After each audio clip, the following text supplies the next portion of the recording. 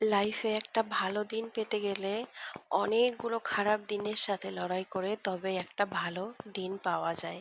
আর আমার এই ভালো দিনে যেন কারোর নজর না লাগে সেই প্রার্থনাই করি আমি আল্লাহর কাছে। আজ সকালবেলায় ব্রেকফাস্টে আমি বানিয়েছিলাম পনির পরোটা আর গ্রিন চাটনি।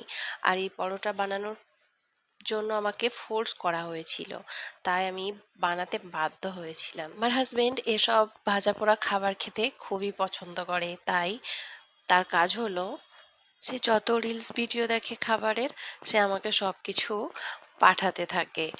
আর তার আবদার থাকে আমাকে এই জিনিসটা বানিয়ে দাও। আমি আমার লাইফে পনির পরোটা এই ফার্স্ট টাইম বানালাম, আর খেতে খুব একটা খারাপ হয়নি। সকালবেলায় তোমরাও আমি বানিয়ে তার ওই দেখতে পারো। স্কুল বিল করেছি, আর সন্ধ্যাবেলায় যখন সে বাড়ি ফিরেছে তখন সে আমার কথা রেখেছে, তাই সে আমার জন্য নিয়ে এসেছিল চিকেন হটডগ রোল, যেটা আমার অনেক পছন্দের।